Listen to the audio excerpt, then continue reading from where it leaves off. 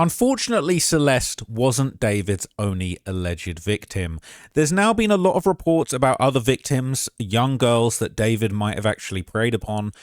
We talked about some of these a few days ago.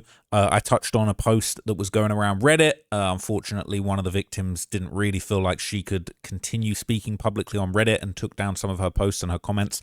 But we've now seen a very big expose that digs into one of the other alleged victims on Rolling Stone. Now, shout out to Nancy Dillon and John Blistein, or Blystein. I don't know if I'm saying that right, but yeah, Nancy Dillon, a great journalist at Rolling Stone, who I did actually meet at a hearing. This is kind of a very big exclusive breakdown that they've done, and I want to run through this, react to this with you guys, give you some extra context based on what I've heard, and give you some extra information that goes on kind of, you know, in addition to this article, about the alleged second or third, or depends how you want to refer to them, that claim she was victimized by David's, and give you kind of just all of the evidence and backstory for that, to just keep building up a picture and documenting this man's, you know, alleged horrific crimes. As I've said to you guys before, a lot of what I'm doing, I don't feel like I'm not working for the prosecution or an investigator on this case, but what I am doing is documenting and archiving all of the evidence against this depraved lunatic of just an alleged criminal. Okay, there's a lot of stuff that's been scrubbed from the internet since I've reported on it, and in a lot of instances, my videos are the only places that that information still lives. There's been a lot of cover-ups going on, whether it's on Reddit, whether it's, you know, behind the scenes on David's career, and it's very important that we document all of this history. Even if David gets cooked and, you know, he ends up absolutely going down in flames, life without parole or the death penalty, we need to document his crimes, alleged crimes, and make sure that it's very, very clear that, you know, these are the methods that groomers are using in this digital age. I want to let everybody know how creeps like this operate. I want to show you the evidence. I want to show you the posts. I want to show you all of the proof of what was going on, so that anybody else that comes across somebody that's this depraved in the future, if it's a young girl or anybody, okay, they can spot this kind of pattern of behavior and, you know, learn from all of the evidence that David left behind. So anyway, without further ado, I want to go through and react to this Rolling Stone article line by line. That is an amazing piece of journalistic work. And it's pretty damning stuff. So this is an exclusive. It's the titled "A Soulless Demon: David's Path from Pop Star to Accused Killer." David Burke's moody music made him a Gen Z sensation, but authorities say that he was hiding a shocking secret: the gruesome murder and dismemberment of 14-year-old Celeste Rivas Hernandez. Shout out to Nancy Dillon. This is absolutely insane. Okay, this is a crazy, harrowing piece. It says, Caden Alvarez borrowed an orange shirt from his mom, wound himself in a leafy garland, and boarded the subway from his Bronx home to New York's Union Square. It was late April 2025, and he'd scored free tickets to a pop-up event celebrating the release of Withered, the debut album from David.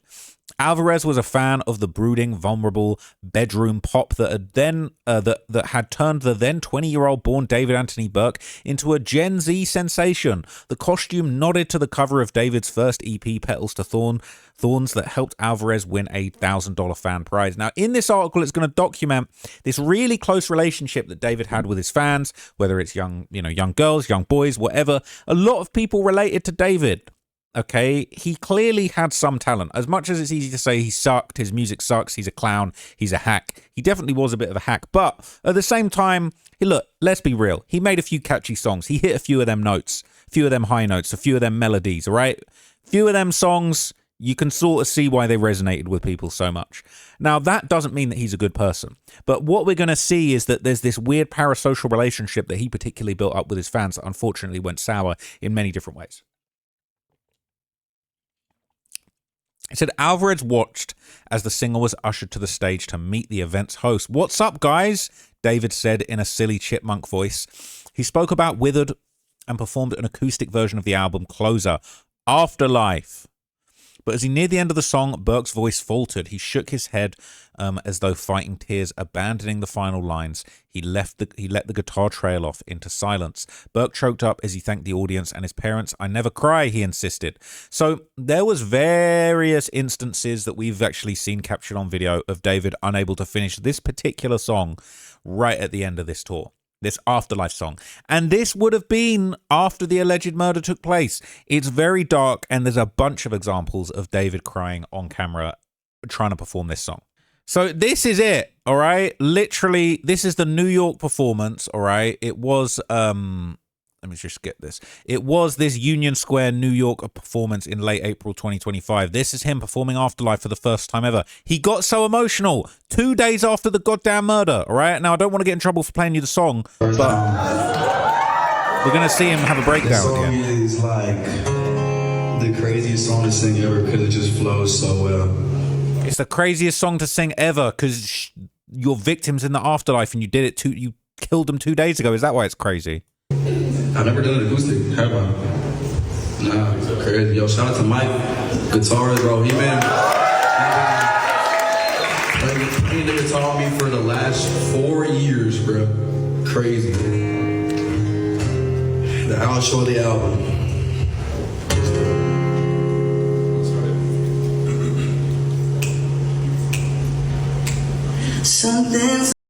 Okay, let's just mute this lame-o, all right? Don't need to hear what he's saying.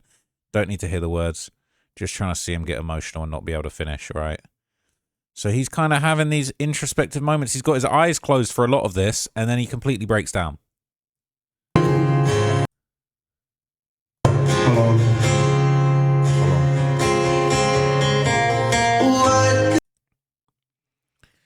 See, he's having his little moment, his little meltdown right at the end here. Right? So I know that there's more to this clip when he can't finish. I think that there's going to be kind of an extended version of this. There. He just can't finish it. That clip's very well known. It's gone around a lot, okay? So that's what they're referring to when they're talking about it in this article. I want to run through this amazing article and just give you more context, my opinion and my thoughts and my analysis as we go, you know. It says Alvarez, who's in the second row, thought Burke was simply overwhelmed by the moment as he celebrated the release of his debut album, but a darker possibility has emerged. 2 days earlier, prosecutors claimed that Burke stabbed 14-year-old Celeste Rivas Hernandez to death inside his Hollywood Hills mansion to cover up his. 4 months later, on September the 8th, 1 day after what would have been Rivas Hernandez's 15th birthday, Los Angeles police discovered her decomposed remains in the trunk of Burke's impounded Tesla. One detective would later testify that she was unrecognizable. In April, after a lengthy investigation, Burke was arrested and charged with murder. In just a few years, Burke had transformed to a boyish, homeschooled gamer into a streaming-era idol. He was a budding showman, effusive, and ebullient. Hey, Nancy, man, I need to crack out my thesaurus to find out what some of these words mean. Effusive and ebullient. Listen, just like how I translated all of those Romanian words for the Andrew Tate video.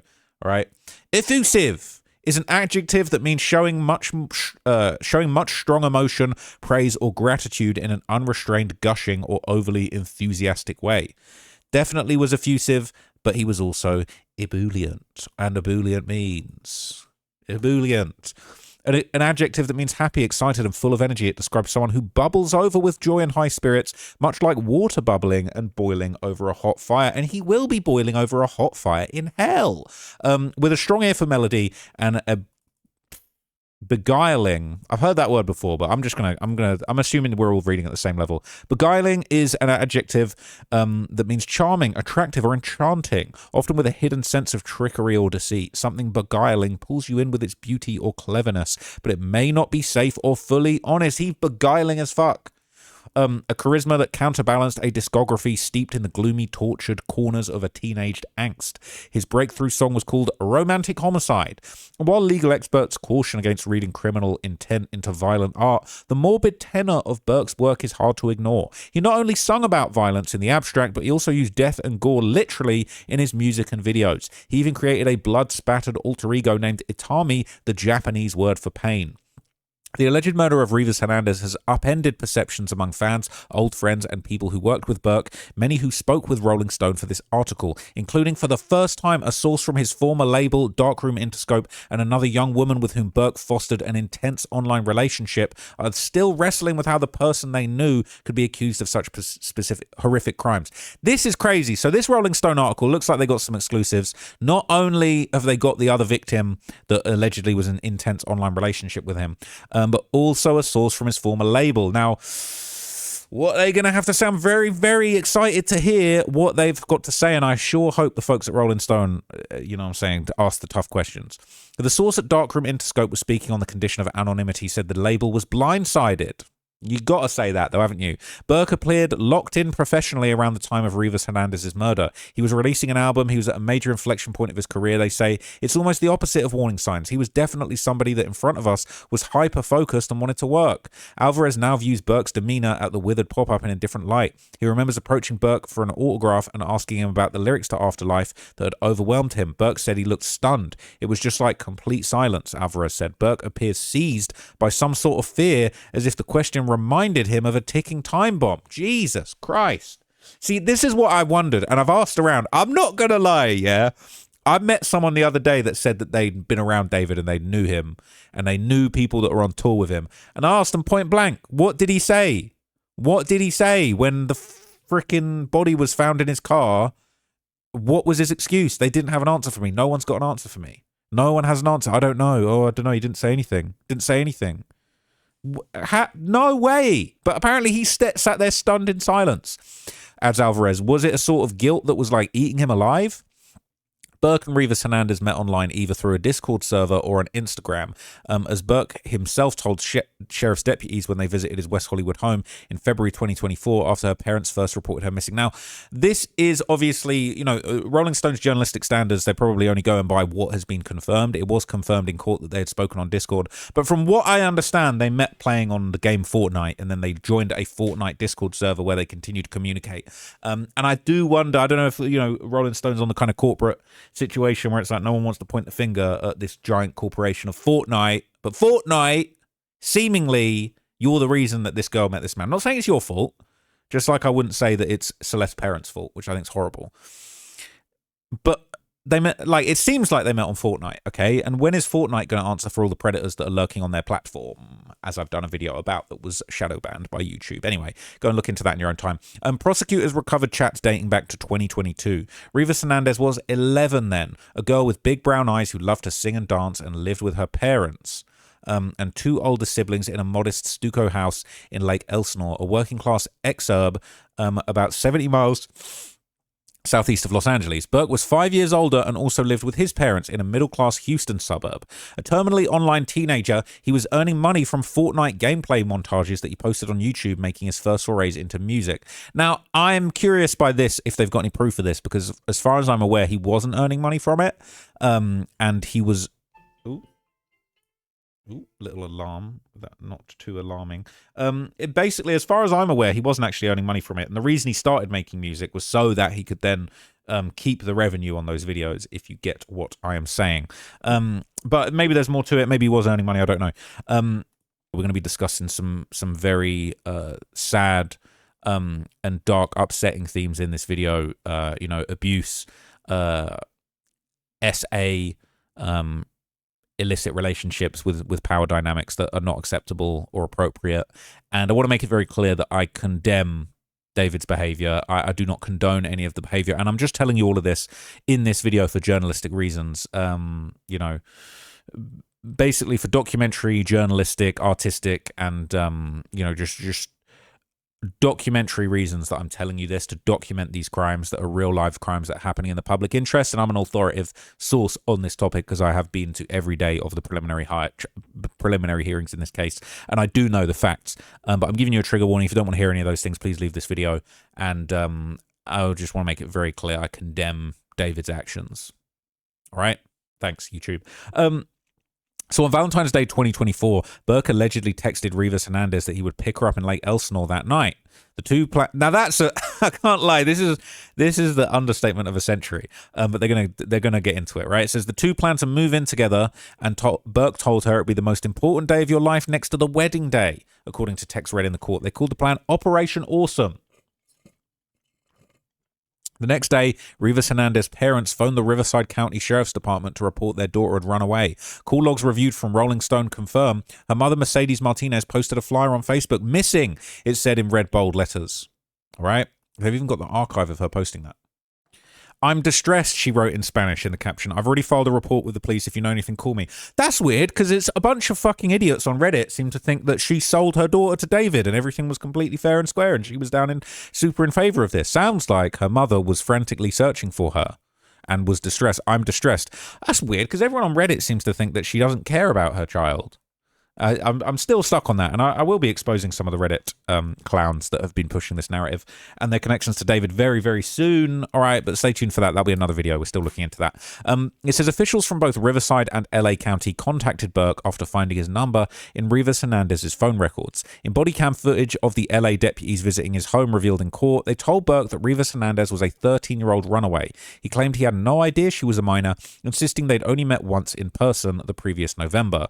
On a recent Twitch stream, Asia Collins, one of Burke's closest friends and a stylist on his Withered tour, recalled seeing the missing person flyer. One bit of evidence, sure, love, all right.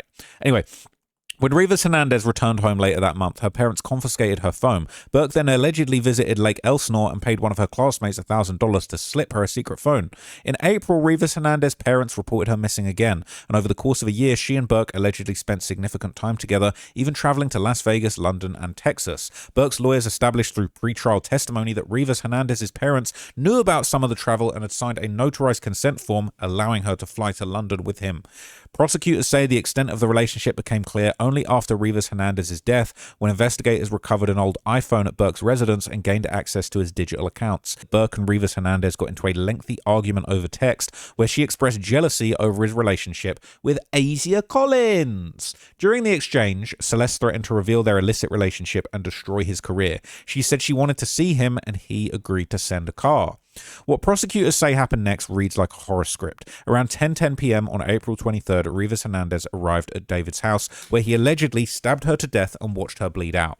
Prosecutors claim that Burke then texted and called Celeste's phone multiple times as he drove to a remote area of Santa Barbara County, purportedly to dispose of evidence. They say the messages were part of a premeditated plan to cover up the murder. The next day, Burke did a radio interview and attended his album release party before flying to New York and Texas for Withered events. In early May, he allegedly ordered 2 chainsaws from Amazon and a third from Home Depot, and later dismembered Rivas Hernandez's body in a blue inflatable pool inside of a free car garage. After that, prosecutors alleged that he placed her remains in a black cadaver bag and a garbage bag and stacked them in the Tesla, which he loaded up with at least 11 air fresheners. Burke then parked the car around the corner from his house and left in late July for the North American leg of his Withered tour, which was scheduled to stretch into September. It's a long time that he was away, just out here, just doing his thing, thinking he was going to get away with it. At his San Fran tour opener and other stops, Burke went all in on a funeral theme. He had a black hearse deliver a white coffin, ostensibly marking the symbolic death of a musical era. That first night, he wore a pink Hello Kitty sweatshirt on stage, an eerie echo of the Hello Kitty sandals that Celeste was said to have been wearing when she allegedly ran away to be with him. He'd been gone 38 days, played 24 shows before the Tesla was tagged and towed on September the 5th. 3 days later, the tow yard manager called police, saying the Tesla was emanating a foul odor and attracting flies. After news broke of the grisly discovery, Alvarez, like many fans, refused to believe that David was involved. Now he says that he feels sickened. It's fascinating how a person can deceive you. Burke's friends and acquaintances who spoke with Rolling Stone were similarly disturbed. Some theorized that he was unable to navigate the whiplash almost overnight from a deeply religious childhood home in Texas to the unsupervised playground of Los Angeles, with all the excesses afforded by his newfound fame and wealth. Everything happened so fast, I feel like he lost himself, says Santiago Pasco, who knew Burke back in Texas. He was real big on Christianity, and then that just dissolved. His spirit and his whole appearance changed. He became a new person. In an interview 1 month after the alleged murder, Burke insisted the transition was super smooth. When he left home and started going on tour, he said, "I just treated everybody like they were behind the screen. I was able to kind of put the shyness and the anxiety aside and be like, okay, real life is just Fortnite even. Treat everybody like a video game. This is Fortnite right now. Look how that turned out. Every real life's like a video game. It's just like Fortnite. Yeah, look how that turned out." He got a 5-star wanted level and got busted. He thought he was Agent 47. His awful mother was a teacher, and his father Questionable, Dawood did litigation support for law firms. By all account, they raised Burke and his 2 younger siblings in a strict but supportive household. Colleen encouraged her kids to find creative outlets and pursue their passions, while Dawood stressed the importance of discipline and hard work. The Burkes were also very religious, with Dawood occasionally serving as a Pentecostal preacher. The only music allowed in the home was classical and gospel. Ore Oluwa Oyenloye, a close childhood friend, remembers once trying to talk to Burke about Lil Wayne. Burke replied, "I don't know who that is." Only after hearing someone play Lil Pump's Gucci Gang on the school bus in 7th grade did Burke seek out other music. He got on SoundCloud and developed an appetite for 2010s internet rappers like XXXTentacion and pop-punk bands like Paramore. But 2 secular exceptions had been made in Burke's cultural diet: video games and anime. Dawood was a devotee of both. He maintained a collection of video game consoles and let Burke stay up past his bedtime to watch Dragon Ball Z. In 5th grade, Burke started reading manga, which inspired him to start writing his own stories and poems. Oyenloye remembers Burke as a nerdy type. Another former classmate who requested anonymity still recalls the sting of Burke loudly calling them a loser unprovoked in a full classroom. He wasn't super outgoing and talented, the classmate says, remembering the classroom outburst as a surprise act of bullying. Burke, who spoke extensively about his upbringing in interviews, once claimed that he struggled to focus and racked up bad grades, leading his parents to homeschool him after 7th grade. He hated it at first and asserted that after leaving middle school, he never heard from his supposed friends again. Oyenloye disputes this version of events, saying he reached out to Burke, but he never heard back. But Burke eventually came to see his isolation as a blessing. There was more time for video games and the internet. While Burke learned parkour at a local gym, his social life migrated online. He lived vicariously through the people he befriended through multiplayer games like Fortnite and Call of Duty. Everyone I met online was older. It was like these adults and teenagers and people going through different situations, and they would just vent to you in the game, Burke said in 2023. And I'm like 15, 14, so I don't know how to be a therapist, but I'm just taking information from all these different people talking to me about problems and situations. I'm like, wow, this is what humans are like. Hoping to become a professional gamer, Burke began uploading Fortnite videos in 2018. He hid it from his parents until he'd garnered enough attention and some money to assure them that his hobby wasn't frivolous. Making music, however, didn't interest Burke until it made him a star. Growing up, he sang in the church choir, but quit because he got bored. Same with piano lessons and playing flute in the middle school band. Every single opportunity I had to be a musical kid, it never clicked, he said in 2025. It only clicked in a moment of desperation. After copyright strikes hit the popular songs that he used to soundtrack his Fortnite montages, his mom offered a solution: make your own music. So using a free beat in the entry-level recording app BandLab and his sister's closet as a makeshift booth, Burke recorded his first song, Runaway, in late 2021. It got a few thousand streams on SoundCloud, so he made another called You and I. That track gained traction through a gaming montage that Burke gave the clicky title First Fortnite Player to Use His Own Song in a Video. Other players started using it too because it was royalty-free. Burke kept making music and eventually saw inspiration elsewhere. Here With Me, inspired by the opening sequence of the Disney Pixar movie Up, became his biggest track to date. Calls started flooding in from prospective managers and labels, and he signed with Josh Marshall and his management company Mogul Vision. You remember Josh Marshall from that video where he's flexing that watch? And his management company Mogul Vision, Darkroom Interscope, which was best known for signing Billie Eilish, announced a multi-million-dollar deal in September 2022.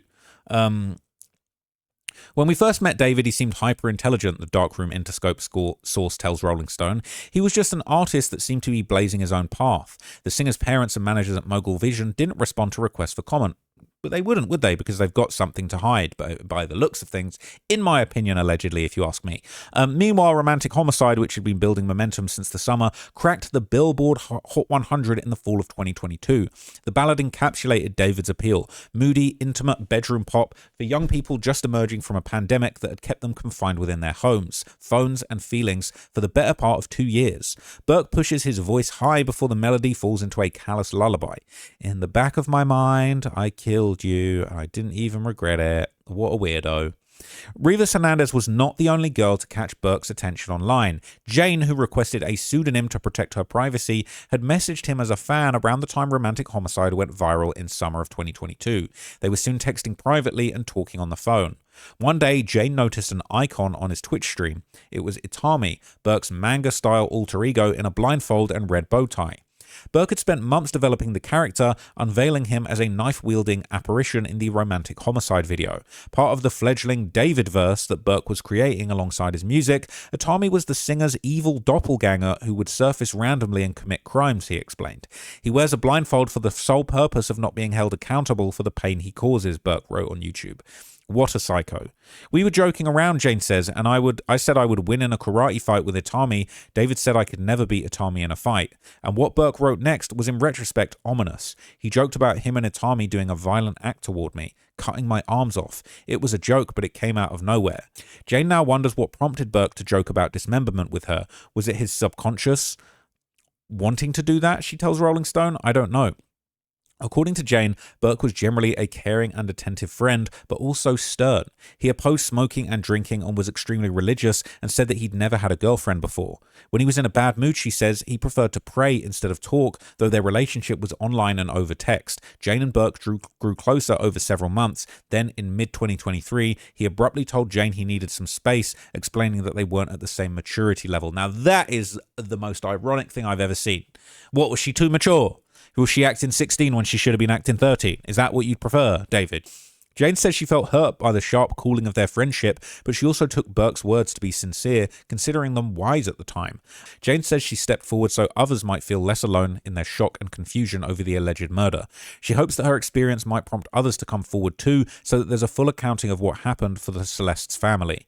Sometimes the people who influence you or help shape parts of you can also become people you don't recognize anymore, and it's really difficult to process, she says. Everything new I hear feels so unexpected.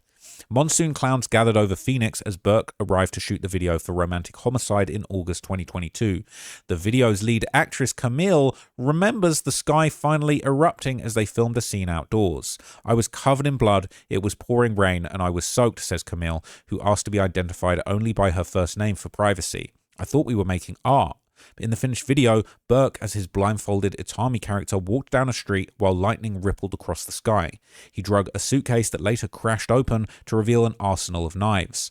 In one of the last shots, Camille's character lies flat on a bed with stab wounds dotting all over her abdomen. Itami loomed over her and a bloody knife drops from his hands.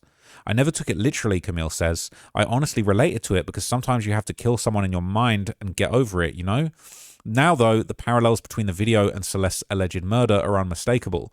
Camille can still picture Burke standing over her, fake blood smeared across her dress. It's crazy I was in that situation, she says, wondering if Burke had used the shoot to reveal a darker side of him wanting to come out. Perhaps, she says, it offered a glimpse into his internal demons. He wanted to do this. It looks to me like he wanted to do this, and he was just looking for an opportunity to do it, to be completely honest with you. Like, that really is how it feels. Long before his music career took off, Burke exhibited a fascination with violence. By his own admission, his earliest stories and poems scared teachers. I read a lot of gory science fiction, graphic novels, and Japanese manga, he told Hunger in 2022. I'd be writing my journals, letting them read them, and they'd hate my stuff sometimes. This fascination persisted, though Burke often undercut it with humor and self-deprecation. In September 2022, he posted a poem to Twitter written from the point of view of a mannequin who had been dragged into a dark room and torn piece by piece, limb by limb. He captioned it, "I'm so weird, bro." In the 2025 visual for One More Dance, filmed 3 months before Celeste's death, Burke plays Itami again, wearing a blood-drenched shirt, dragging David's own body before it's stuffed into a car trunk. Sources who worked with Burke say that he controlled his aesthetic direction as an artist. Like Camille, they viewed his dark themes as an expression of adolescent alienation rooted in the art and media that influenced him. He was very inspired by video games and anime, so a lot of the choices for his creative work were built off of that, says the Darkroom Interscope source. Looking back, it's quite shocking, but at the time it was just an artist making art similar to the things that he was inspired by, and it's our job to empower the artist's creativity. Now look, I don't blame the label for enabling him to put out this dark art. I think doing this kind of art on its own without the actual murder taking place really doesn't even necessarily ring alarm bells. If Lil Durk had rapped about all of those murders without actually allegedly doing them, it wouldn't be such a big deal. And it's easy to go back and look, but it's interesting because there's not many artists that you could point to, I think, that have created such like, I mean, it's like, you know, I'm thinking maybe like Eminem. Like Eminem had all these songs about kidnapping and killing his girlfriend or his ex-wife and his mom, and he didn't do any of that.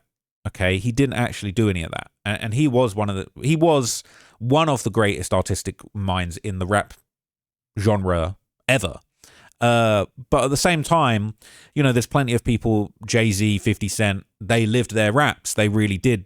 50 got shot 9 times. Jay-Z was really selling crack in Marcy and became a billionaire. So I can't point to many who completely have embellished, not plenty of people have embellished, but it's like, I can't blame the label, but it just makes me wonder, like, did nobody even spare a thought that maybe he was really doing this stuff? Maybe not. Maybe not. I'm not saying that they necessarily should have, but it's just kind of like, now looking back, it's so coincidental. Like, the idea that he had plotted all of that out and put all of that in his music videos, but then, like, it would just so happen that he ended up committing a murder and dismembering a corpse. It's just like, it's kind of hard to believe, but that might just be what it is.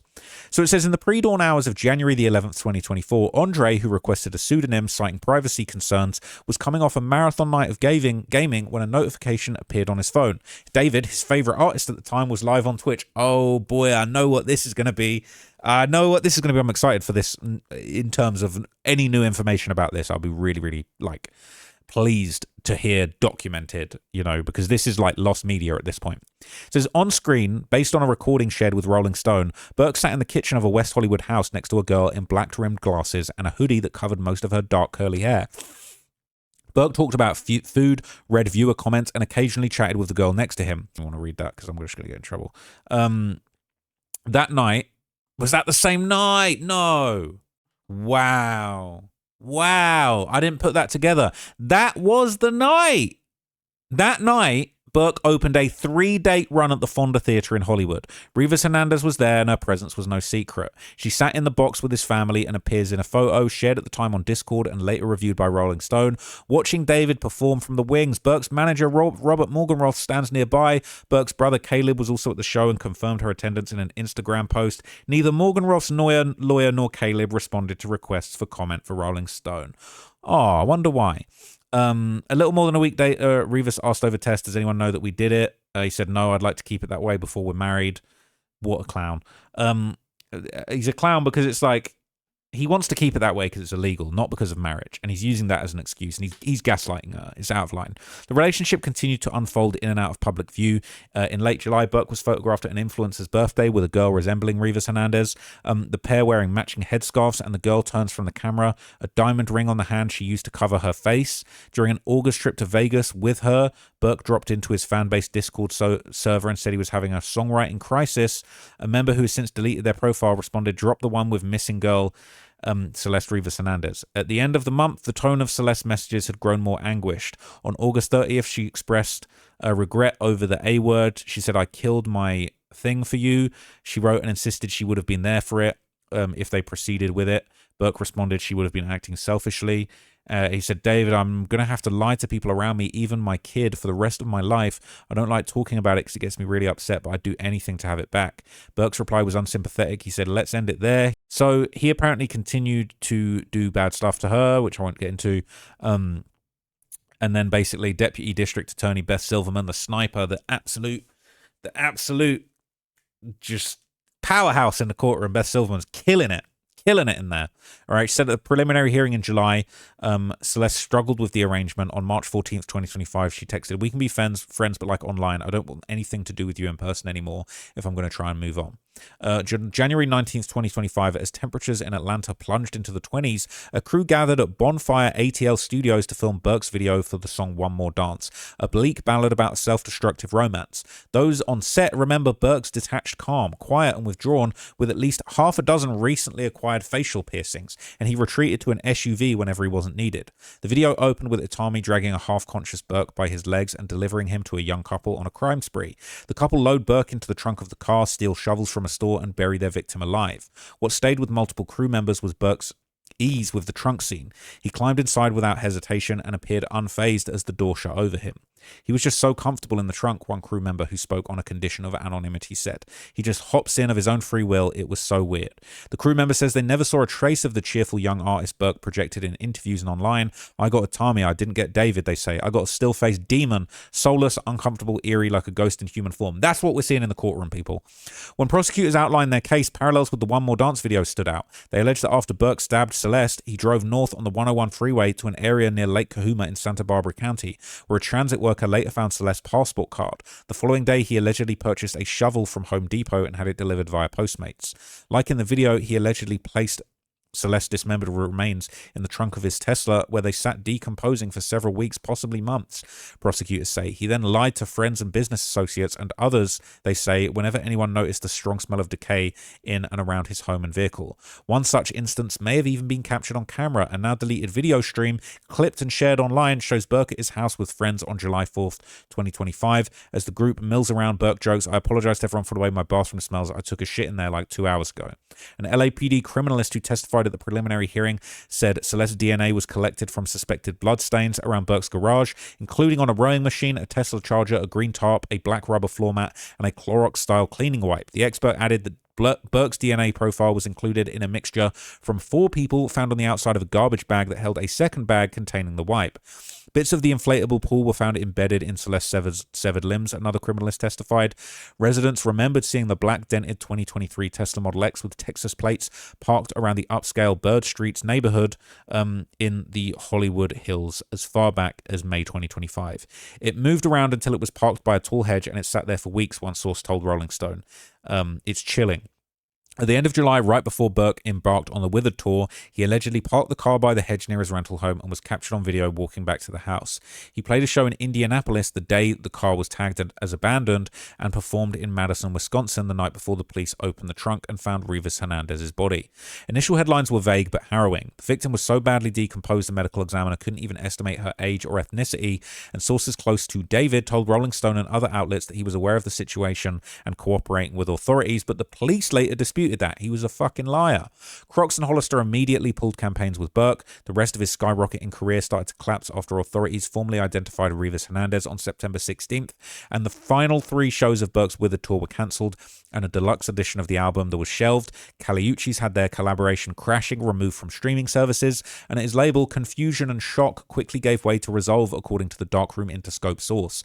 The decision to drop Burke came soon after Celeste was identified, they say, though it took several months and the involvement of label lawyers to formally sever the relationship. The second the news of Celeste came out, there's been zero communication since. It did seem to be that was the case based on what was said in court.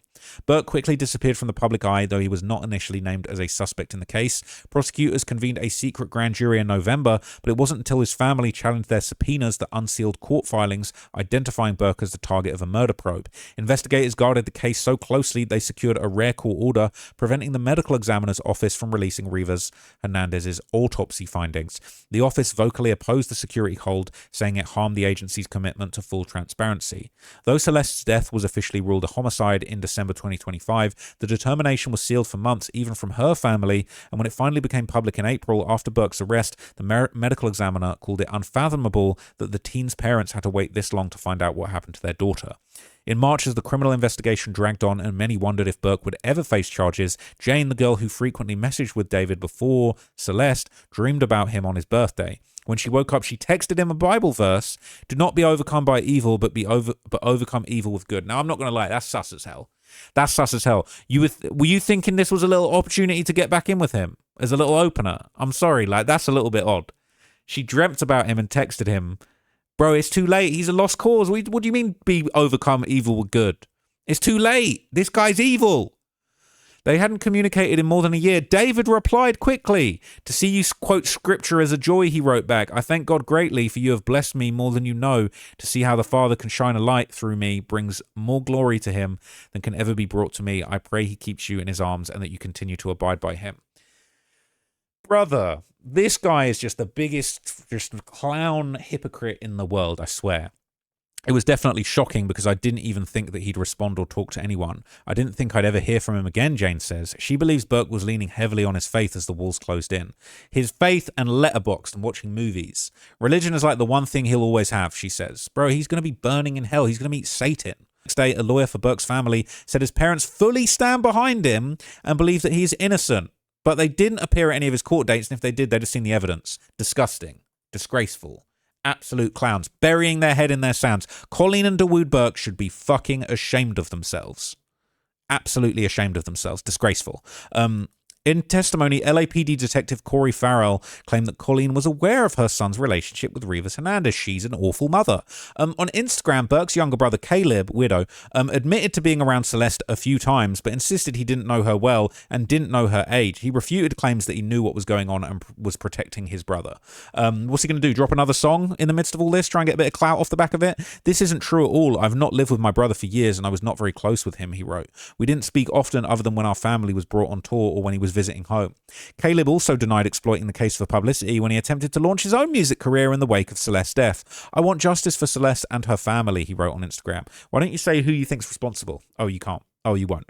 One of the most unnerving aspects of the case is the sheer number of people who witnessed Celeste spending a significant amount of time with Burke as his fame exploded. She was a middle school runaway, but if she or Burke told people she was an adult, it appears they just accepted it as fact.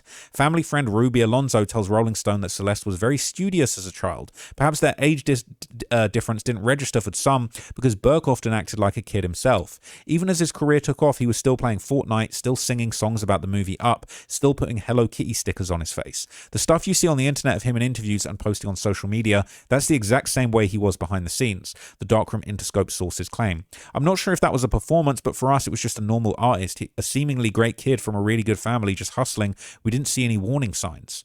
None of those videos of him like putting people in trunks, anime sequences of limbs getting cut off. None of that rung your alarm bells. Okay, fine. You guys signed Interscope. You signed Eminem, and he didn't kill his girlfriend. So I'll give you that. But even in the days following the alleged murder, people at the label found Burke to be extremely normal. The source adds, it didn't seem like there was anything wrong. They say, shaking their head over a Zoom call. So of course, looking back in a situation like that, it's very wild that he could have potentially committed such a harsh crime. It's a heartbreaking situation. Collins, Asia, the streamer who had seen the missing persons flyer, claimed on Twitch she was blindsided when the girl in the trunk turned out to be Celeste. She called Burke a genuine psychopath on her July stream and claimed she cooperated with investigators. Celeste's parents, meanwhile, have remained in near seclusion, though they did attend each day of the preliminary hearing, which ended with the judge ruling there was enough evidence to send David to trial. As of press time, a trial date was not set. They sat in the front row next to their attorney, Patrick Steinfeld, with Rivas Hernandez's mother, sometimes breaking down in tears. Celeste was a beautiful 14-year-old girl. She was full of life and energy. She brought a lot of love and joy into the family home, Steinfeld told Rolling Stone after one of the days of the testimony. They have a hole in their heart that will never be replaced. It's just so sad. At the preliminary hearing in July, Burke's defense highlighted evidence that Rivas Hernandez had invited herself to Burke's house that night that she was allegedly killed. They also suggested she may have been wanting to hurt herself or somehow had ended her own life, a claim Steinfeld called disturbing. The family was horrified the defendant's attorneys brought up evidence to put blame on a 14-year-old child, he said. Prosecutors, meanwhile, say a mountain of evidence points to Burke and his financial motive was clear. If the relationship became public, Silverman argued, Burke stood to lose his lucrative recording contract, including 2 remaining album options worth up to $12 million. If convicted as charged, Burke faces life in prison without parole or the death penalty. Prosecutors have yet to say if they're seeking a death sentence. For those who feared Celeste's death might go unsolved, Burke's arrest offered something to hold on to. It's not comfort exactly, but the possibility of answers. And if prosecutors find evidence implicating others, they hope the case won't end with Burke. I hope that anyone involved in any way, shape, or form is held accountable, Jane says, so Celeste Rivas Hernandez can receive justice. Now, look, this is going to be a very long video because I've got a whole load more stuff to show you, but I wanted to read that article in its entirety, give you my thoughts line by line on everything that was in there, and I just want to say that was an excellent piece. Massive kudos to Rolling Stone. Just amazing piece of work. Nancy Dillon, what an amazing job. Incredible deep dive that kind of covered everything so comprehensively, so tastefully and respectfully. I really, really respect what they did with that article, and I'm very, very impressed.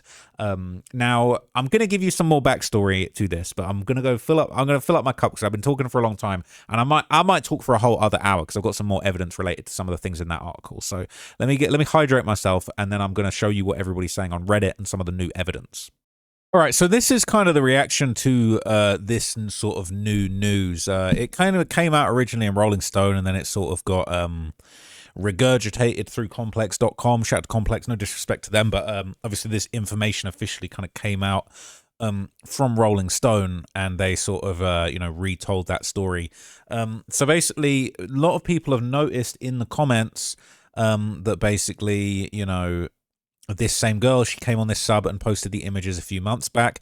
People saying, I remember the exchanges. The whole removal of arms is telling, since his HK profiles are messages, pictures of HK missing an arm. And so these are kind of a back and forth. Basically it says she dips out once in a while and returns again with the same crap. We get it, girl. Feels like a copy of Asia. So as I've said before, people in this subreddit have been extremely harsh and borderline bullying to this victim. Says, I understand that her actions are giving clout chasing and no other. Doesn't know how to share a story. She did it like 6 times, bruh. It says, how is it clout chasing when she's going by a pseudonym? You're right. You have to post the same thing over and over with new names. That's understandable. So I don't know why you're getting downvoted for telling the truth. She never met him. There's better ways of getting therapy than continually posting this, especially if she already knows and has commented on negative comments that she's had as a result. At least someone who is honest enough to genuinely question why she's doing this instead of the usual excuses get made on here for everyone under the age of 20. But she's a literal child. Like, that means you're automatically honest. Oh, well, bring the downvotes. I'm popular enough. I'm going to downvote. She says, yeah, and she's going to TikTok. I've seen her commenting on other true crime creators, inserting yourself as a victim over and over again. Like, dude, you never met him. Chill. So she shares it every few weeks and says the same thing repeatedly. It very much screams, how can I make this about me? So I think she's just a young person trying to process the fact she could have been the one found in a trunk. She's probably a little in shock, and it probably helps her to talk about it. Says, how is that even remotely close to Celeste and her being in the front? They never met in person. They exchanged text messages, like same shit he'd been posting in Discord. She already spoke about this on multiple occasions in here. We already told her to seek help and attention from specialized sources, not us, the simple people on this forum. It's like people are just livid. There was a time when it was just messages between Celeste and David. I know, but they're just talks and nothing happened between them. Why share the same thing over and over? Because she's a young person trying to process it. She clearly doesn't have the tools to do that. She's been featured on the new Rolling Stone article about David. Let's see if that's enough for her attention seeking. So the vitriol towards victims in this subreddit is pretty disgusting at this point. It's like, I know I said the other day and got downvoted. She just keeps reposting, spouting the same shit over and over. And like, okay, you dated David, if you can even call it that. But we get it. The David you knew isn't the same David. But the plot twist that did this, but the plot twist is that it was. End of. So LMAO, her fanboys are the same as David. She hadn't met him even once. That says a lot. Well, now she got attention from Rolling Stone. Let's see if she continues to milk it. It could have been me, like, girl, when your entire relationship was over text. She's probably referring to the fat Apple paycheck that he was giving to Paul Celeste. She seems to be in denial. It's bothering me when she comes here. She does nothing but talk about how amazing David was and implies Celeste knew some other person. I don't know. I guess she's just young and processing. Celeste knew a different person because she could get around her parents and go see him. This other girl couldn't. You never feel the true weight of abuse until the abuser has isolated you. He clearly cut his losses when he realized it would be years before he could abuse her. Exactly, but the other girl thinks she's special. She'll realize it was a mask until he couldn't get access, and she probably would have been too old for him by then. It says, yeah, I guess whatever it is they were waiting for this article to come out, they come here, comment, then delete it all over again. It's like clockwork. They're saying she'll definitely come back this week. Let's put a time. See, this is what they're doing in this subreddit. This is a girlfriend murderer BFF. Yeah, let's put a timer on it. She's lurking nonstop every post that mentions her. I really hope she gets the help she needs. Just leave her alone, bro. Like, in what world do you guys think attacking her on here helps her navigate the situation at all? Have some respect for her, G. This is Rich coming for someone whose username is claiming to be the best friend of Gabby Petito's murderer. Let's make it about my username, why don't you? Well, why don't you address why you've got this disgusting username? Your priorities are not aligned with the purpose of this subreddit. What is the purpose of this subreddit? I'm here to see and get justice for Celeste, whereas you're here making it about my username. Anyone can click and verify my post history and comments to see I have good intentions. I don't know. I saw some of your comments. They were disgusting. It's people like yourself leaving comments such as these, instructed by a YouTuber who's monetizing off a little girl's murder and dismemberment, who are distracting from the ultimate goal. Good riddance to you. He's talking about me, and yeah, it's laughable, really. If there's anybody that monetized off of a little girl's murder, it's Mr. Romantic Homicide. I'm doing, diligent reporting on the most important criminal trial in American history right now, or in American culture right now, maybe not American history. Why do you have that username, though? They once explained something about helping catch that man when they created the account. They advised him to just add flair, e.g. disregard. I've advised them to add a flair, e.g. disregard username, I hate that guy, etc. Because it's triggering to appear as if they're supporting a femicide perpetrator in a sub about a different femicide. But I guess they don't want to. It's extremely tasteless, to say the least. I don't think it's I think it's intentional. I think it's intentional. I think they know what they're doing. Pardon me, who's been instructing for me to post? I don't care about justice for Celeste because I don't think it's funny to make light of an IPV. Babe, I'm a prosecutor in real life. That's my day job. All I do is seek justice for victims of crimes. It's not just a hobby, it's my profession. I don't need a YouTuber to instruct me to care. But nice try. Apparently I'm instructing. No one would care about this if it wasn't for me making videos. They said, careful, mods are threatening to suspend anyone questioning the morality of their username, even if you respectfully voice your opinion as a DV survivor. If you can't stand seeing my username, you better toughen up or just hit the block button, babe. For someone who's desperate enough to state their profession in order to get their point across, it's pretty hilarious and ironic, as others have stated accurately the reason behind my username. No, you haven't. I hope you can put your profession to good use. Are you planning to respond to my comment rudely as well, or if you're willing to see a victim's perspective on why your username is offensive? You're nothing to me and I don't know you. Why do you deserve a response from me? That's wild. So you don't care about the feelings of DV victims. Got it. That tells me what I need to know. Femicide is a morbid curiosity, not a moral calling. That's why you're BFFs and not biggest hater. This is a formal warning. If you continue talking about this username... So now you're going to get banned from D4VD's if you point out that the guy's got a username that says he's BFFs with somebody that committed femicide. Okay, a formal warning. If you continue talking about this user and their username, we're issuing a 3-day ban. This is the second in a row. Same warning goes to the person with the username. I've made 3 comments today and all were respectful, whereas they were not. I made no comments yesterday. I don't know whether second day in a row. This is the level of discourse that's going on in the D4VD's subreddit. You can't even ask why your username is celebrating a girlfriend murderer. Don't make it hard on the mods. It's best you stop interacting with this user. One more comment in this thread from either of you and we're issuing a 3-day ban for both. 3-day ban for daring to have conversations. A formal warning. Who do you think you are? Who the fuck do you think you are?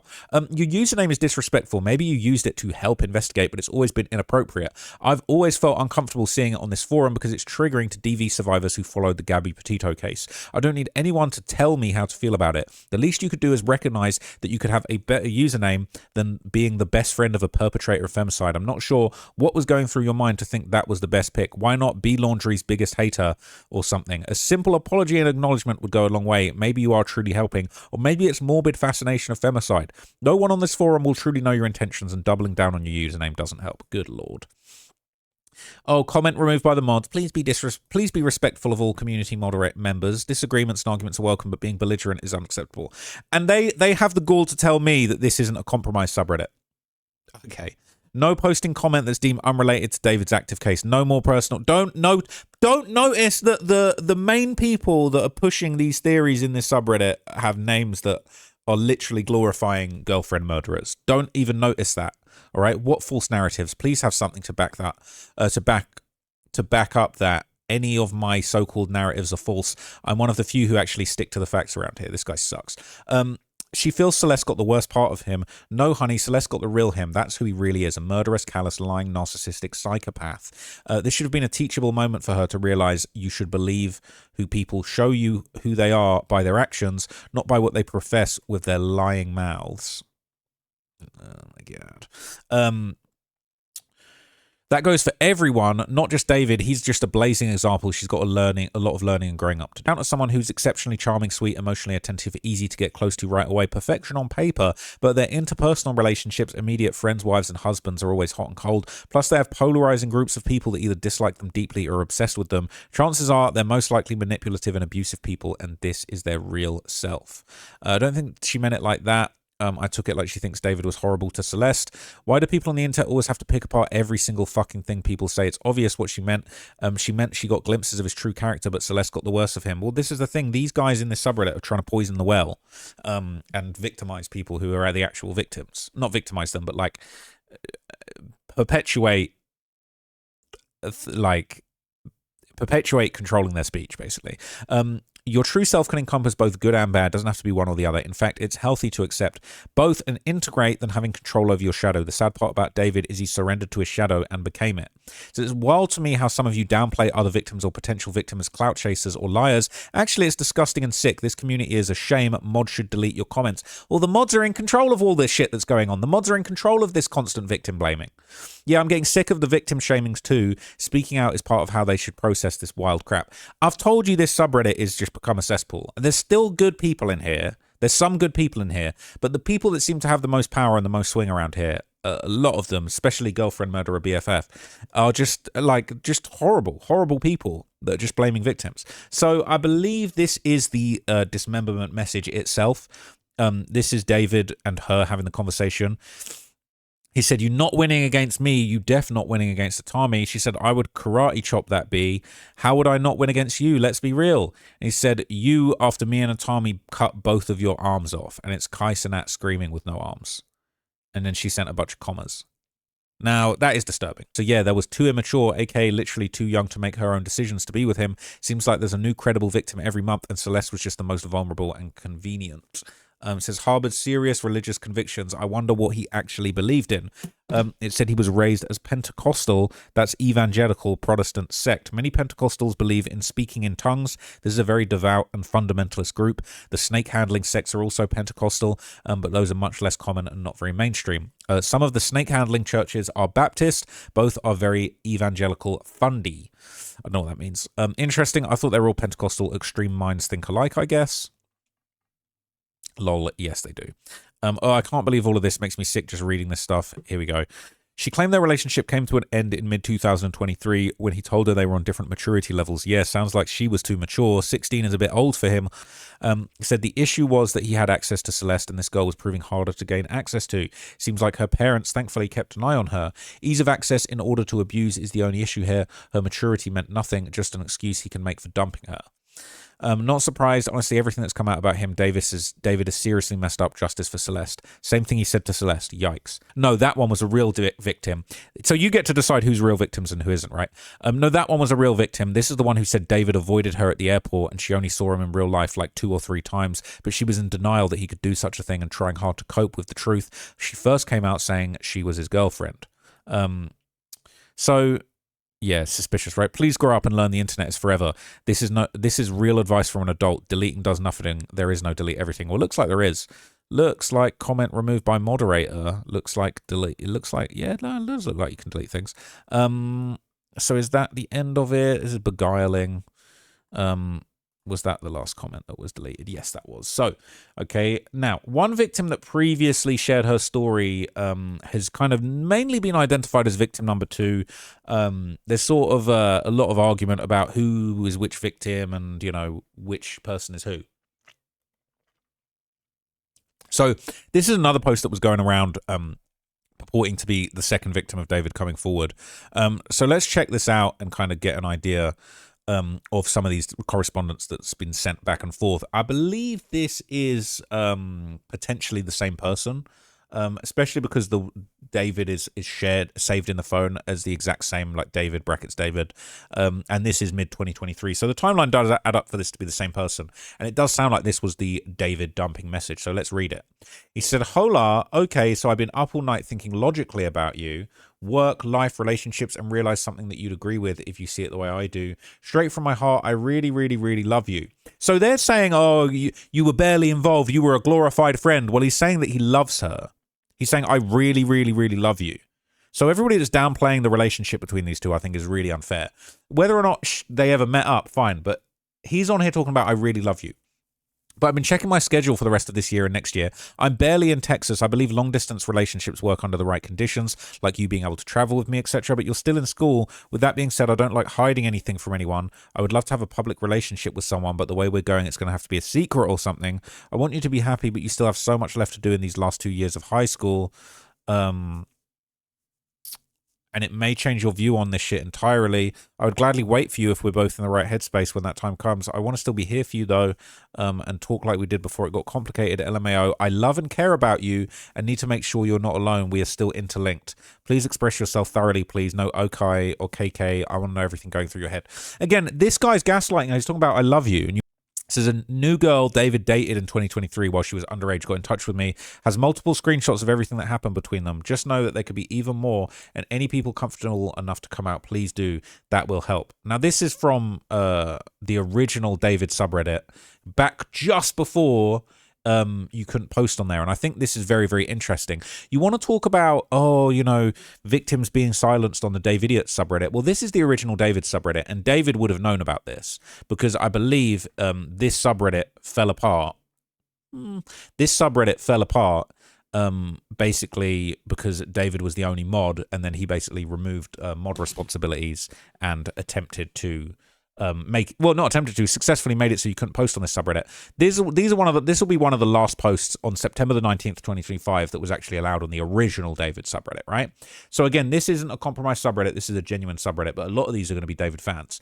So it says these screenshots are from Inglesi on Twitter, who was formerly one of David's friends until he was made aware of Celeste. Screenshots are from 2023, and the girl who wishes to remain anonymous was underage at the time. This guy is going straight to the deepest pits of hell, bro. We are still interlinked, bro. Jesus, he's so desperate. He was so manipulative. What a weirdo. Careful there. People in this thread don't know what manipulative mean. I don't think he was desperate. This is just classic manipulation act by basically pre-excusing his absence like he actually cares to wrap her in and then fail her again. Exactly. As a woman reading that, if I was in that headspace, of course, I'd feel hurt and rejected, but intrigued and cared about. He wants to know how everything's going through my head, just one aspect of the behavior. Yeah, very interesting. Seems so on the surface. Why would a man want to be in a long-distance relationship with a young teen? But he's choosing them because they're young, malleable, naive, and very, very vulnerable. So this is another message going around. It says, by the way, I don't want to speak about someone without legal protection and not wanting screenshots out. Don't disrespect me and post both private conversations between me and David about me and then claim I want to remain anonymous. You never got permission for me to post it, Inglesi. And yes, I knew David when he was 17 in 2022, a year prior. He's twisting it for clout in this situation. Let's focus on justice for the victim that was found as Tesla, not small twisted things and clout chasing. That doesn't respect the people who experienced it. It says, the year this girl knew about David, so did Celeste. He was seeing two girls at the same time. Did Celeste know? So he was seeing two different girls at the same time. I don't know what to believe, what this girl is saying, or some of the things the brother says doesn't make sense to me. Where are the pics of this girl with David if it's true and not people making stuff up? Maybe they shouldn't contact a big creator. What did they think they would do? Use the info without a source, then they could have moved any ID info. But when you reach out to people like that, they think that you want it known. Says technically he was 18 in 2023, only 2 years older than this person, so it's not as weird until you read his manipulative AF message. F this dude. It's not like when you turn 18 there's some magic transformation where you become grown. You're still the same person you were 5 minutes ago. When you were 17, you can just vote and die in war. An 18-year-old dude isn't going to think too deeply if some high school junior likes his pic or slides in his DMs because they're the same age range. He himself is a weirdo, but nothing about their ages is like to actual adults. No 18-year-old is really an adult. That's why dudes who go after 18-year-olds when they're 23 are weird. Guesses that he was constantly cheating, which is why he over-exaggerated her talking to men to make it seem like she's guilty. Oldest play in the book. Combine that with she's 14 at death and came from an immigrant family with very little, makes her the perfect person for David to just swallow up. It's crazy, but I've experienced it. Guys who put on like they're so smitten they can't live without you and also make you seem like you're the cheater. They're 100% all the time cheating on you, literally cheating more than you think they even have time for. People are saying his bullshit TikTok post, this man is cheating and pretending to be a victim. From at the time, a 13-year-old, yeah, I'll never feel bad for this barely illiterate edgelord. Guarantee he choked her to death. We might never verify that because he dismembered her and the limbs are still missing to obfuscate the cause of death. Well, we know that's not true. iPhone text messages don't have that font and the spacing is off. Also having their name saved as David is so obviously fake. People saying it gets tricked. I actually think it's real. It says, I do hope he has a special place in hell. Epstein says, hey, David, I got a seat with your name on it. Come sit with me here. What I keep thinking about is what made Celeste a top priority over other victims. Was he was able to get closer to her family due to negligence in comparison to other girls? He mentions keeping this a secret here, yet he seemed to be so much more brazen with Celeste. This is all an assumption, but like she ran away from home to be with him. That turns out to be true. Bear in mind, all these comments are a year old. She was okay basically being a secret, it seems. Pics posted with the face covered. All appearances, she's wearing a hoodie and huge glasses. Her family was clearly not super into finding her, and from what I've heard, she didn't have a great home life. I feel like as she got older and more isolated, she got scared and wanted to leave. Like I said, how many people did he let her interact with? Did she have access to the outside world? Was it monitored? As he got bigger, he hid her away, but came to realize it would have to end soon. Either that or his career. I think if any of what I'm extrapolating is true, this is that this was something he realized he had to do for a while. I feel like it was a combo of her getting scared and wanting to leave and his tour starting up. The things he was reposting on TikTok were dark, accusing her of stuff, basically implying that if she has freedom, she's disloyal. If I hurt her, it's because of what she did. She made me do this. She torments me by existing.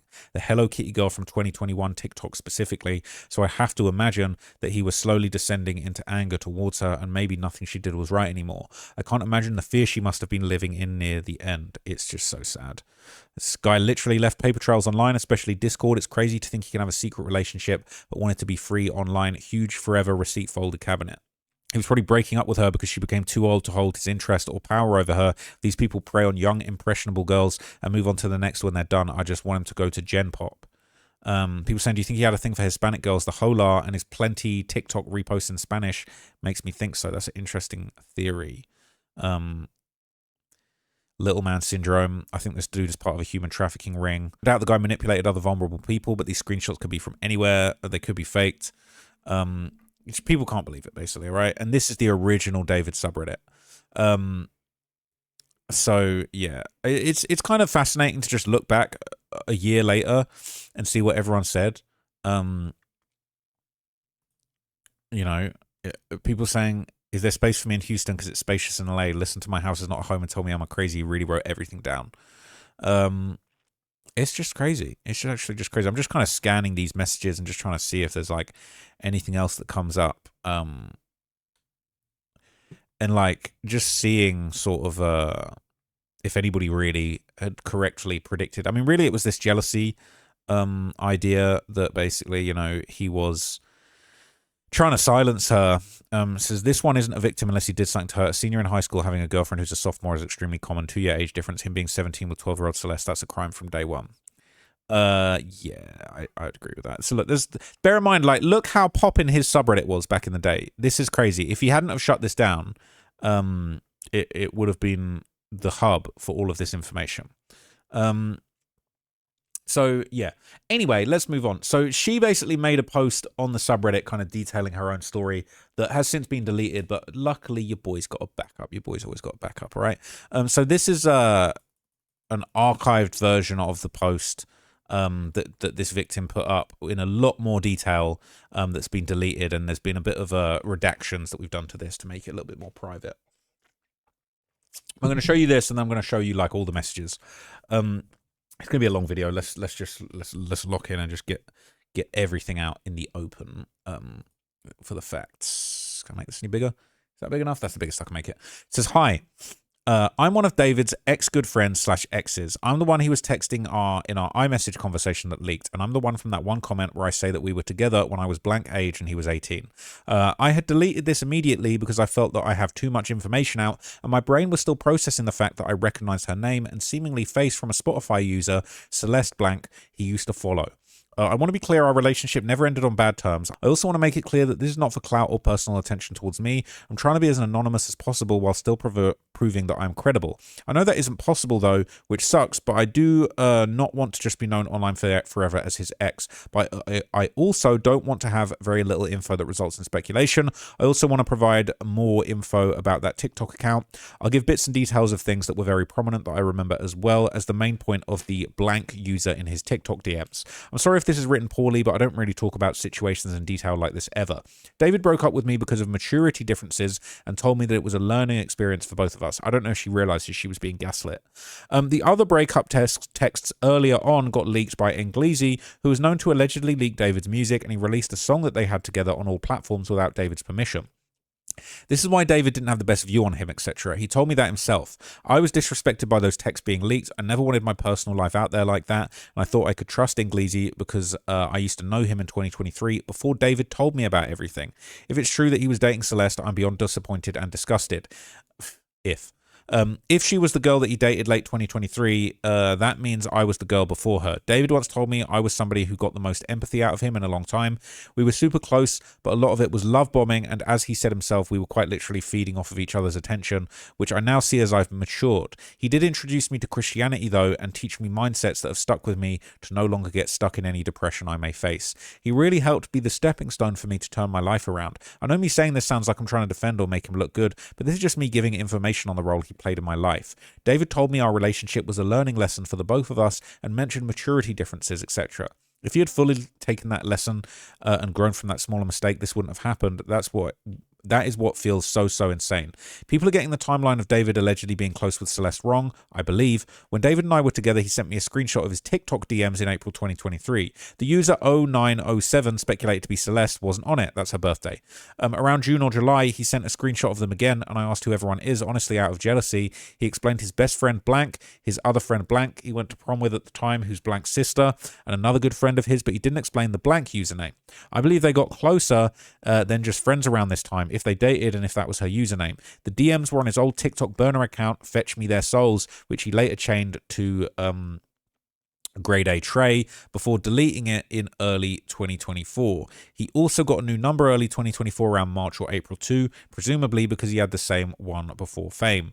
I had a comment that was spread around saying how we dated, and the reason why it's in quotes is because he was touring in Europe for most of it. We would call, but the only time I spoke to him in person was when I was taken behind the gates by a staff member on his June 28th, 2023 Dallas concert. Correct me if I'm wrong on the day, it might have been the 27th. Anyone who was there might remember me, but I handed him Blank when we first met around August or September 2022, and he pretended not to know me and asked my name. Even my family member who attended with me was confused. I was driven 2 or 3 hours to Dallas just to go see his concert, and I was on a guest list last minute because my family accidentally got a balcony ticket. However, he especially lied to people in his Discord when I'd pop into chat with him because he told me they dox people, etc. He seemed to have this very caring and strong values even in general. In 2023, there was this one girl in his server that he even told me was a blank age and that people prey on her a ton, so he tried to protect her a lot. The second time I saw him was at LAX in January of 2024. He coincidentally turned directly in front of me. He didn't know I was there before any theories happened. And it felt like something that only happens in a movie. I texted him asking if he's at LAX, etc. He replied saying yes and whatnot. Then I asked if I could say hi, and he didn't reply. I confronted him later on, and he apologized and said he was listening to a band's new album and gets distracted easily. I had also confronted him because on Snapchat I had opened up that I felt depressed again around October of 2023, and he replied saying something along the lines of, "I'm a realist, this might not align with your opinions." And then I said I was just comfortable in my depression, people have it worse, and that I shouldn't be grieving my friend anymore who committed blank. He broke up with me a few weeks later. I was sent in a depressive episode 100% from feeling like I was losing the two most caring people I knew. Before anyone says it was wrong of him to, I think reality hit him for how love bomby we were, and when someone close to me passed. When I confronted him about this along with the LAX thing, though he apologized a few times and told me it was probably when he was in a depressive episode. Below I'll attach screenshots. This is not to be used for speculation, rather to help organize timelines. I don't think investigators will want information from me. It's pretty lackluster considering I was not close with him while he was allegedly close with Celeste. So this is what people are kind of saying in the comments that I've still got preserved here. It says, opinion for poster. You seem like you were genuinely posting this in an effort to help bring clarity to the situation in some way, which is a nice thing to do. I can't imagine what it's like to begin to try and process the news that someone you once cared for so deeply would be capable of such horrific actions. While it's kind that you were here trying to help, please lean on your loved ones right now and definitely take a step back from Reddit if people begin crossing reasonable boundaries or being disrespectful. She said, thank you so much. I wouldn't have posted this even a month ago, but now I feel strong enough to provide any info. I have and shared my experience. Even if he's proven innocent, I don't think he'll ever care to speak to me again. This has affected me for so long that honestly letting people know everything to see how I felt was valid and what they think as an outsider feels the best for me. I contacted LAPD anonymously about how he had followed Celeste on Spotify before. I had someone who looked like her on his close friends in a mirror pic, etc. Right when the news of the identity came out, I called them before this, but they kept asking me for location and address. I had no idea if they'd taken the anonymous tip with the old usernames into consideration or not. Someone said, sad to say, but I'm glad that he wasn't too fixed upon you as much because you could have been in Celeste's position. He was literally telling you it's his job to kill you. He was going to cut off your arms. He was good and bad, etc. There's a truth to every joke. He's not a good guy, and he used our God to be able to manipulate people. He is not a good person. You were just manipulated. I'm so happy that you're okay for real, for real. Also, he'd been knowing that little girl, I believe, before you. You just didn't know. This goes to show premeditation to me. I couldn't be in charge. MF will be locked up with the key melted. What the F?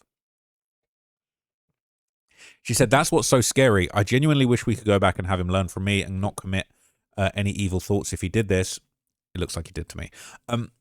If he knew her, I suspect they were mutuals or friends at the start, kind of like how me and David had been for around a year. Then they actually hung out IRL, etc., and got close like that in 2023. But we will find out the truth. Those jokes were weird, but I just thought he was goofy with dumb, dark humor and memes. I didn't even know that he said gore is better than P in a Discord chat in like early 2023 until the recent stuff. Disgusting.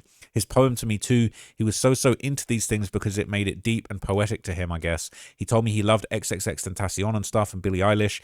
I feel very bad, but grateful he didn't try and become closer to you. How he acts is not normal and it comes across extremely cold, calculated, and manipulative. A normal BF or potential love interest does not joke about cutting off arms and killing you, nor does he ignore you at the airport or all these other things. It's not your fault you experienced this. He obviously preys upon people and wants to feed his self-delusion. He comes across as very narcissistic. Thanks for sharing this. It gives further insight into how effed up he is.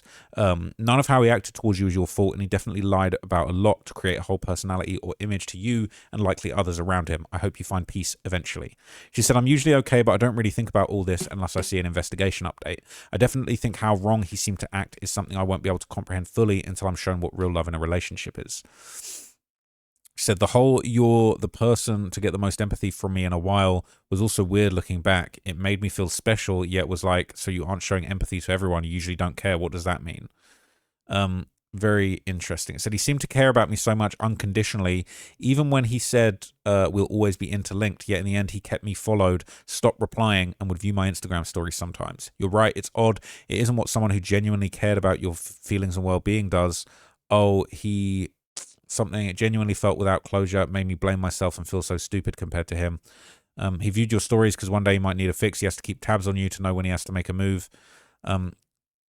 Yes, it was a TikTok trend for couples at the time from Interstellar about being interlinked. The other breakup text explains his values that are completely against what's being alleged right now, which is terrible. Said this was a joke because we were talking about karate chopping each other, but now it's eerie. Said this is when Atami was more new. So she's posting a bunch of screenshots of other things. The crossed out thing is a joke about an old friend or something he had, so don't take it literally. But move to call with Kiki was meant for this year. I thought he texted me happy birthday when I turned blank age or something, but he quite literally just kept me followed on Instagram and would view my stories at times and randomly check story views. Excuse me, I'm so thirsty today. It says, my heart sunk constantly while this was going on.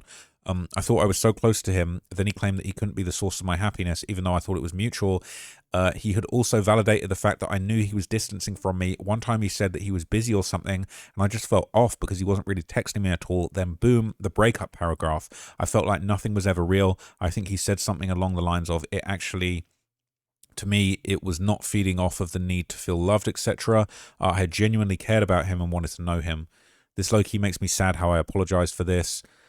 He was there for me, though, after the screenshot, but man, said he was against going to people with his problems. That's how I knew him. He viewed it as immature. One time he said he felt depressed, and then he said it was because he wanted to see me. Then he just said he will pray to help, etc. I get personally not wanting to, but I just felt immature whenever I did. Knowing his opinions on it and being scared he wouldn't validate my feelings about situations that brought me pain. So I wish I had the Snapchat messages, but I had unsaved them because it felt bad to show everyone that I cared about him and his image that much. People saying it comes across as self-centered. This should have been a moment for him to support you, yet he made it about himself. I can't put the name on it, but it's giving a specific type of personality and over intellectualizing things. Let me see if I've got this. Hang on. Okay, I've got so much stuff. I've got all of the messages, and I've got a bunch of other messages that she sent to people on these.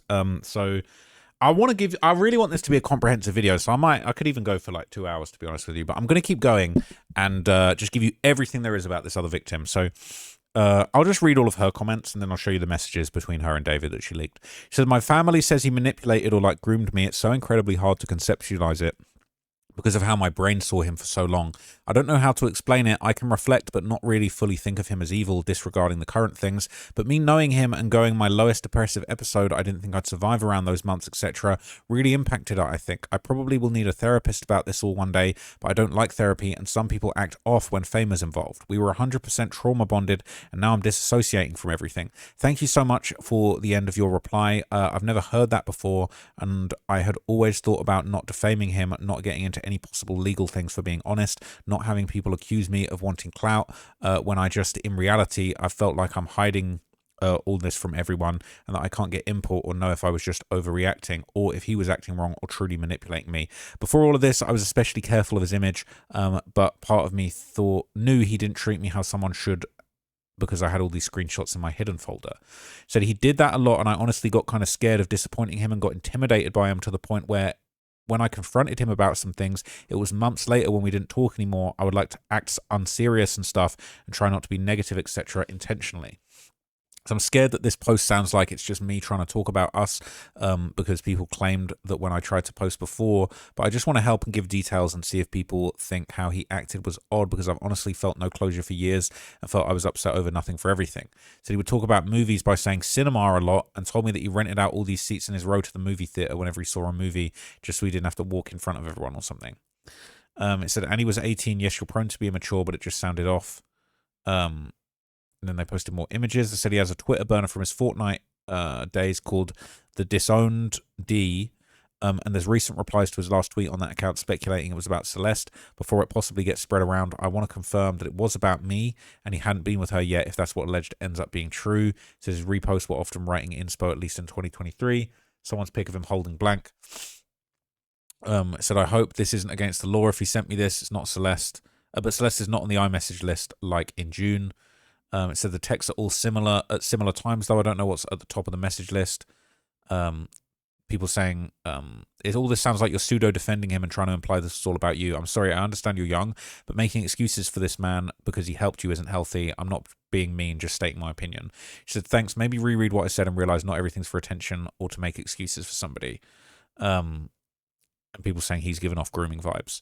It says, him saying he was protecting a girl named Blank in his server. He likely wanted Blank all to himself. Seriously, I want to know her perspective. And people saying this is the absolute craziest text. Dams. I bet Blank was Celeste for some reason. Also, the text he mentions cutting off someone's arms. She said we have playlists together. This used to be titled You Have Great Taste in Music. Him saying why he told someone we are in a Discord close. My friend saw him at a club/bar earlier this year. I don't know what month. I think the one influencers go to with the blank. I don't know. Then my blank friend saw him too. Said, OP, you met him online and had mostly an online relationship that resulted you meeting him in person once, where he implied he didn't know you, and then at LAX by chance. It said he pretended not to know me in front of his fans at the concert, and then we met up afterwards behind a gate after staff opened it for us. At LAX, he stopped replying to my text and later told me sorry he got distracted. That's interesting because it's like he's like low key over here texting minors, and then they're popping up like in front of other people, and he's like, "Oh, I don't know you, and then they're popping up in LAX public place, LAX with cameras. He's like, "Oh, just pretending he doesn't see you." I think he knows what he's doing. That's just my opinion. I don't really care about this whole Englisi thing. I don't think it's important. Now this is interesting. Basically, people are saying that like, you know. She said, my post says the ages. It wasn't anything crazy weird. I knew him since he was 17. My family just cared deeply about my safety, all of high school, even for hangouts. People saying, I'm sorry people are jumping on you. We appreciate the insight and you don't come across as immature. Your family strictness saved you in many ways and they should be proud of that. You're lucky to have a attentive family. Your blank is incredible, by the way. He said he talked to me 24/7 and we called 24/7 and even Spotify shared where we can select music and it plays for both of us on a call when GTS. So that's why it's not a multiple girls type situation. That would be impossible besides the blank being in his DMs in July. I think she is being naive. It said he was highly against drugs and drinking when I knew him, but people change, especially after 18 going to 20. Sad case, and I hope Celeste received justice for whatever happened to her. Yeah.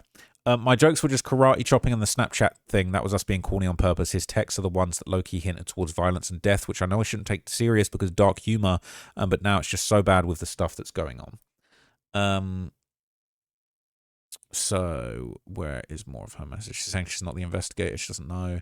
I was on the notes from a wrist demo, like the first recording in 2022, but I swear him and Celeste, if they knew each other, only got close end of 2023, because why wouldn't she be in his DMs? Well, they're saying he could have deleted them, could have done it at a different time. She's in denial about him being with Celeste while she was around. It says, yeah, I know, but in the screenshots he sent me, it was about other stuff, and also in the moment screenshots where it wasn't some deleted thing. He could have deleted the blank girl before I knew who she was, or blank, who he told me that she used to be a thing with at some point. Said no clue, but people close to him seemingly had his number or TikTok. We're nearly at the end now. I think that is the end of it. So there's some more leaked messages apparently between the alleged victim and like other Redditors, and sort of some, you know, some messages, some parent comments, things that wouldn't have been included on that thread. So what I'm going to do is I think it would actually be better if I read you all of the messages and then we kind of reversed back and looked at all of the kind of Reddit comments where she gives a little bit more context. So let me just pull all of that up for you guys. So I've got it all here in a big old document, okay? So these are the conversations, and they're kind of like not necessarily in chronological order, but this is just like what we have, and I'll kind of just break all of these down to you one by one. So this is an apparent response, and this is David is the recipient of all of these messages. So she's saying nothing, she's in blue, nothing, these things don't have to be answered, it's whatever, I don't care. He says, I don't think you know how crazy this Discord shit gets. People have legit been doxxed and killed over this shit. It's almost leaked where you live. This shit ain't something to play with. She said, oh, he said, you need to watch what you say and be careful. Discord is literally the dark web. Skull emoji. Who knows what other servers my members are in? Now that's creepy as hell. So creepy. I can't believe he said that. He said, okay, I was just worried because a repost came on my For You page. If you ever need someone to talk to in general, I'm always here. She said, LMAO, my reposts are just for the plot. LMAO, I just love those videos for writing inspo. She says, it doesn't get depressing. He says, not in my work field. Nah, skull emoji. This can't be real. Wait, my apologies for texting you about this. I hope you have a good rest of your day. Thank you for being in my life always. And like, if you ever have anything like wrong ever that's on your mind, I can always be an outlet, you know, just saying this in general right now. He said, thank you, my bad. I've been dealing with this airport situation all day. LMAO, flights got cancelled. Oh, that sucks. That's sociopathic that he doesn't even address what she said. That's crazy. And then he sends a long message. It says, so she says something about, why do you get just move on, something no, cool, better people and do amazing things. Like, why am I just left behind with nobody who will ever be like you? So this sounds like a bit of a breakup kind of time. Let me zoom in closer. And then he says, because the reality of it is this is life. The same thing has happened to me multiple times. People have walked out my life at the worst times, died at the worst times, friends check out, watching someone you're close to hurt themselves day after day and you can't do anything about it. And I'm not saying this to invalidate your feelings at all, but there are 8 billion people in the world. We're all human, we're all flawed, but the biggest, most important trait you can have as a human amongst this society is to simply accept what is, accept what isn't, accept what comes, accept what goes. Why didn't he accept that he had been caught messing with a minor and that he was going to go to jail for life? Why didn't he accept that before he had to hurt Celeste? Someone said, your parents know about it? She says, and they don't. He said, please just make sure you're still taking care of yourself, though. You were doing really well. I know your emotions are everywhere and can make you not want to eat or even get out of bed, but you got to be strong. She said, I'm trying to, but I haven't been able to eat or anything since I found out, LOL. I'm talking to his friend about everything, which is nice for reassurance and to cope together, I guess. Someone said, and anybody else? He said, anybody else? She said, sorry, I have trust issues. Maybe I overthink easily. I'm not going to force you not to. It just depends on the subject of them. And he said, nah, I'm creating a hyperfixation on you. I literally don't need to send to anyone. I don't even watch what they send. Currently removing all my Twitter followers too so I can tweet in peace. Then he said they send, and then she said, isn't that bad to do before we hang out though?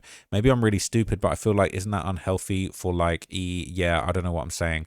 Bro, just make a new account. Don't go through all that trouble. He said, but my timeline not going to be the same. She said, bruh. And she posted something that looks like it's from a different website. He said, Greg jacket, so fine. It's gray, KMS. She said, the F, that's blue. He said, that shit gray is F. She said, which one? He says, silver even, silver. So I look like a box in this shit. He says, I love Minecraft. She says, the fuck. And then showed her an image of Minecraft. And just saying, no, don't KYS. We haven't even kissed yet.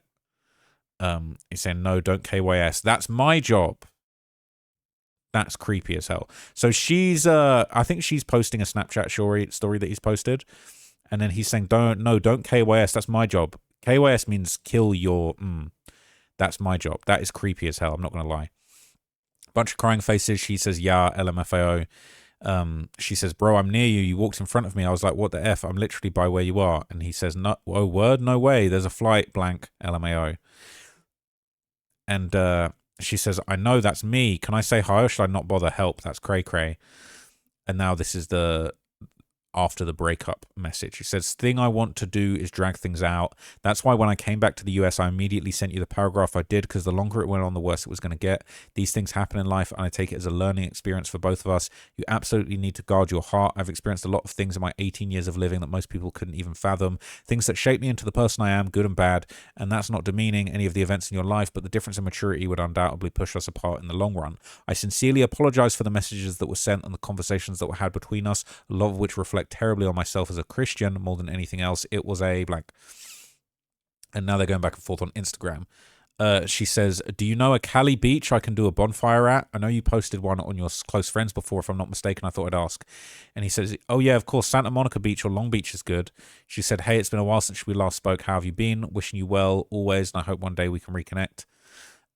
Blank name. She says, LMAO, I asked when the stream was ending because I was slowly KMS drawing Billy part 7. How the F is Itami there or not Itami? What the F? LMAO, imagine getting hacked by my alter ego. She says, I don't know how I have that character. I would definitely win an Itami fight off. He says, no, you would not. She says, proof. And he says, you not winning against me, you def not winning against Itami. She says, where this always happens to me, where I will never find happiness, LMAO. And then he said, but why don't she? So she said, why don't you care, dude? Why does everything mean nothing to you about me? So this looks like an argument. And he says, I'm going to need you to read this very carefully. I care about you. I sympathize with you. You've been the person to get the most empathy out of me in a long time. All I want is to see you happy. And I love to help people in any way I can. But what I cannot do is be the source of someone's happiness. She said, I really don't get any of this. He said, that's exactly my point. And then she said, it's easy for you to give advice when you aren't me. And he said, they send crying face, currently removing all my Twitter followers so I can tweet in peace. I think we already saw that one. Something said, blank, anyone else? She said, sorry, I have trust issues. Maybe I overthink easily. She said, I'm not going to force you to, I'm not going to force you not to. It depends on the subject of them. And he said, no, I'm creating a hyperfixation on you. I literally don't need to send to anyone. I don't even watch what they send. Currently removing all my Twitter followers so I can tweet in peace. She said, okay, I was just worried because a repost came on my For You page. If you ever need someone to talk to in general, I'm always here. Said, LMAO, my repost is just for the plot. It doesn't get depressing. Oh, I think we already saw that one. It said, everybody's saying they know you so well. This is entertaining. By the way, if you want a blank. And then she said, who's Kirsten? And he said, girl who's been in the server since it dropped. He said, oh. He said, yeah, hella, I'm trying to protect her from this stuff, but these dudes are sick. Oh. So that was kind of all of those messages that she posted. Definitely was very close to David, and he was definitely emotionally manipulating her and gaslighting her, in my opinion. Now, these are some more messages that went back and forth between her and other people in the Reddit. And again, we got a lot going on here, so it's going to take me a minute, all right, to get through these. But I'm going to try and just breeze through these. These are kind of like some thoughts and backstory to the messages. And even... Ooh, that's interesting. So she's basically saying, this is a screenshot he sent to me, complaining about a thing that happened at a prom he went to, not relevant story. So he would at least in 2023 talk about his personal life to him. And so this is a screenshot of a message David had sent to Rob at Mogul Vision. And David had said, I'm knocked out in bed. Come to find out she had someone to take her back, drinking and all that. She then tried to get Davion to lie to me about it, LMAO. And then Rob said, nah, huge L, you did the right thing, more fish in the sea. David said, as F, need me a white chick from Ohio for real. Rob said, I know some. Interesting. She said, we used to be close. Lol, I might delete my comments. Low-key, it always gets me attacked, and I don't know if I'll face legal stuff, even if it's facts. Thank you for sharing what you did. You're not going to get attacked here, and you're not going to do anything illegal by talking about your experiences or relationship. That's not NDA territory. You're allowed to speak about what you live through. If you feel uncomfortable, you want something deleted, you can say so. No pressure at all. I'm just listening, not judging. Definitely not trying to put you in legal risk. Are you under an NDA from David? A lot of people allege they are. If you aren't, you absolutely won't get in any trouble. Even if you are under NDA, chances are they pulled you in without explaining what it is and isn't covered by it. And the reply says, no, he's never brought up an NDA with me, LMAO. The only way someone would be under, like... I'm getting a bit stuffy right now. Excuse me. He said, no, thank you. No, he's never brought up NDA with me. The only way someone would be under one is like if they had to do with his label because it's a company and they probably have to be careful. They said, okay, that's cool. Her dress was really pretty. I'm sorry that someone who you knew has all this controversy surrounding them. I hope you're okay. I know that it can't be easy, especially watching all of us talk shit. So thank you so much. It's hard. I tried to how he personally was to me and people too, as me defending him. People saying, thank you so much. It's hard. Oh, yeah. I totally get that. People forget that someone can be two things at once. He could have been kind, funny, or supportive to you and still had a darker side that you never saw. That doesn't make your experience invalid or mean you were defriending him. You just knew the version of him that he showed you. None of this is your fault, and I'm really sorry you're stuck in that position that has to be so emotionally heavy. If you ever do want to talk about it, what he was like when he was good, I'm not going to judge you for it. I know relationships are complicated.